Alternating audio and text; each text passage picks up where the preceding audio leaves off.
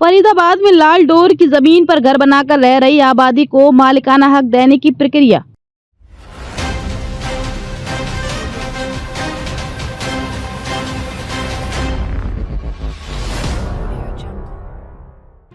फरीदाबाद हरियाणा का एक प्रमुख शहर जो दिल्ली से सटा हुआ है, अपनी तेजी से बढ़ती जनसंख्या, औद्योगिकीकरण और शहरीकरण के कारण चर्चा में रहता है।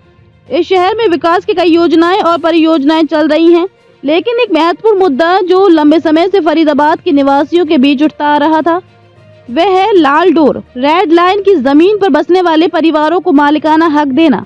ये मुद्दा न केवल स्थानीय निवासियों के लिए बल्कि प्रशासन के लिए भी एक चुनौती बनकर सामने आया था। लाल डोर की जमीन पर रहने वाले लोगों को मालिकाना हक देने की प्रक्रिया में अब तेजी आई है। फरीदाबाद नगर निगम ने इस दिशा में कदम बढ़ाए हैं, जिससे हजारों लोगों को अपने घरों का वैध मालिकाना हक मिल सकेगा। इस प्रक्रिया को लेकर स्थानीय प्रशासन ने कई महत्वपूर्ण फैसले लिए हैं और इसके लिए अतिरिक्त टीमों का गठन किया है। लाल डोर की जमीन क्या है?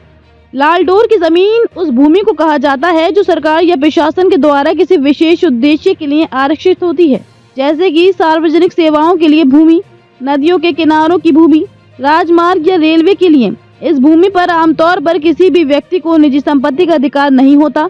हालांकि कई दशकों से फरीदाबाद के कई गांवों में लोग इस जमीन पर बसने लगे थे और वहां अपने घर बना लिए थे।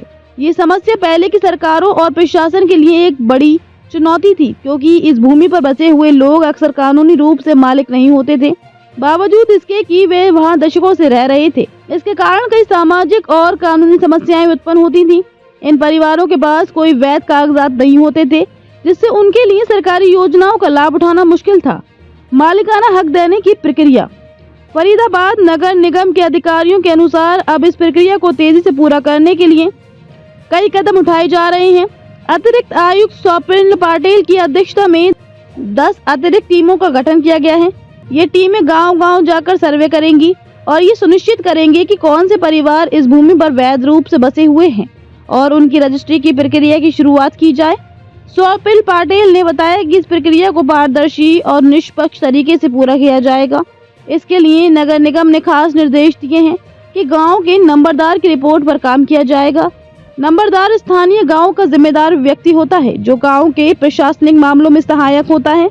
नंबरदार की रिपोर्ट पर एक विस्तृत सर्वेक्षण किया जाएगा ताकि ये सुनिश्चित किया जा सके कि किस व्यक्ति ने लाल डोर की जमीन पर कब और किस प्रकार से कब्जा किया है।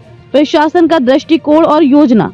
नगर निगम की योजना के अनुसार ये प्रक्रिया कई चरणों में पूरी की जाएगी। पहले चरण में प्रत्येक गांव में एक सर्वे टीम भेजी जाएगी जो ये जांचेगी कि किसके पास लाल डोर की भूमि पर निर्मित घर है।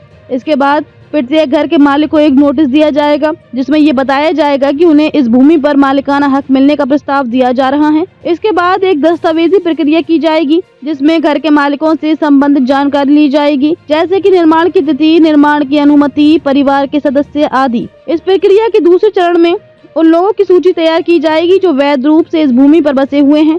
इसके बाद एक सार्वजनिक सुनवाई होगी जिसमें लोगों को अपनी आपत्तियां और सुझाव देने का अवसर मिलेगा। यदि किसी व्यक्ति या परिवार के खिलाफ कोई आपत्ति नहीं होती तो उनके नाम की रजिस्ट्री की जाएगी और उन्हें उनके घरों का कानूनी मालिकाना हक मिल जाएगा। अतिरिक्त टीमों का गठन। फरीदाबाद नगर निगम ने 10 अतिरिक्त टीमों का गठन इस प्रक्रिया को तेजी से पूरा करने के लिए किया है। इन टीमों में नगर निगम के अधिकारी, कर्मचारी, सर्वेयर और अन्य संबंधित विभागों के लोग शामिल हैं। ये टीमें पूरे जिले में फैले गाँव में जाकर वहाँ की स्थिति का आकलन करेंगी और ये सुनिश्चित करेंगे कि सभी बसी हुई भूमि के लिए प्रक्रिया सही तरीके से पूरी की जाए।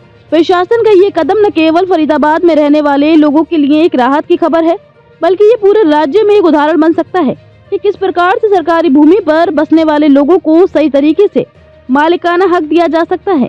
इससे लोगों को न केवल अपनी संपत्ति का अधिकार मिलेगा, बल्कि वे सरकारी योजनाओं का लाभ भी आसानी से उठा सकेंगे।